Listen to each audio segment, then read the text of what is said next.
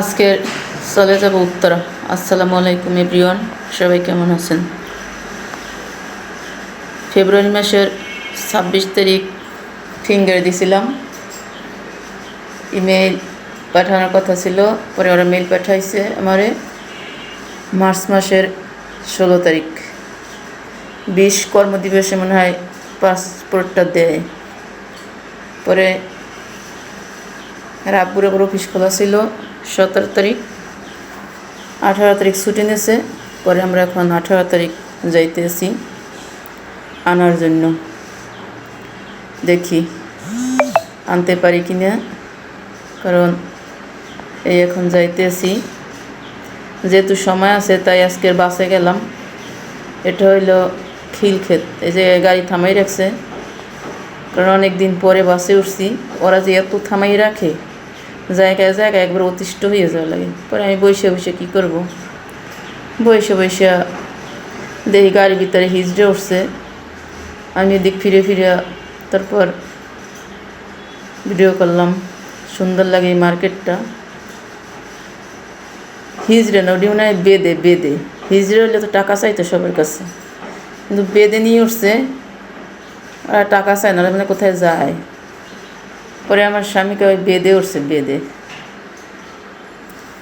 পরে আমরা এখন যাইতে আছি, গাড়ি তো চলে না সামনে। ঢাকা শহরে যতই ফ্লাইওভার হোক, কিন্তু কাজ হইবে না।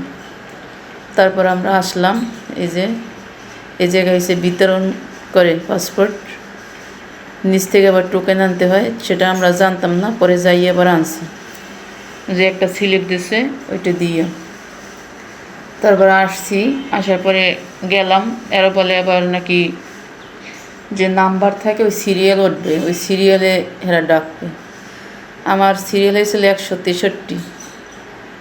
পরে গেছি, তখন চলে 158।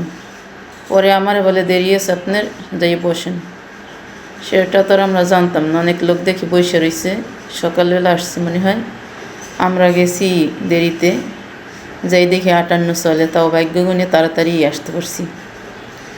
তারপর আমার ছেলে তো দৌড়ের দৌড় ভিতরে। তারপর আমার সিরিয়াল আসছে, এদিকে তো আমার স্বামী যাই কতক্ষণ পর দেখে আবার, কারণ আর তো ওর ধৈর্য সয় না। আর আমি বসে রয়েছি, আর আমার বাবাটা তো দৌড়োদৌড়ি করতেই আছে। আর আব্বু তো বসে থাকতে পারে না, কারণ আমার ভালো লাগে না দৌড়োদৌড়ি করতে, রোজা রেখা।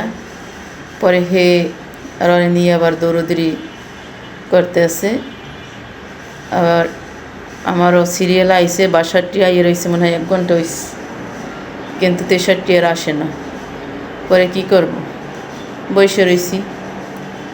তারপর হঠাৎ করে দেখি যে 63 উঠে গেছে।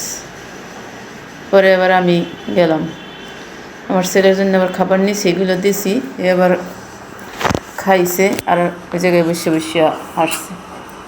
তারপর অবশেষেই পাইলাম হাতে, মনে করছি কী জানি পাসপোর্টটা, সে এবার দেখতে আছে।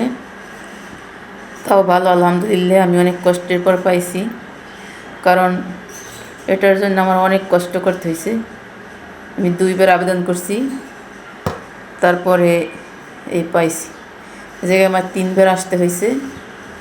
তাই আজকে আবার বলি যে আর তো আসবো না, এই তো যাইতেছি এখন। তাই ভালোভাবে এটা দেখে যাই একটু, এটা কি করলো। পরে দেখলাম আমার ছেলে তো আবার উপরে উঠবে, আসবে না। পরে কই গাড়িটা যদি আমাদের হইতো, তাহলে তো এখন ড্রাইভ করে আমরা চলে যাইতে পারতাম। তাও ভাগ্যিস আমাদের হয় নাই, রিক্সায় আর বাসে চলাফেরা করতে হয়, সিএনজিতে, এছাড়া আর কিছুই করার নাই। কবে হয় আল্লাহ পাক জানে।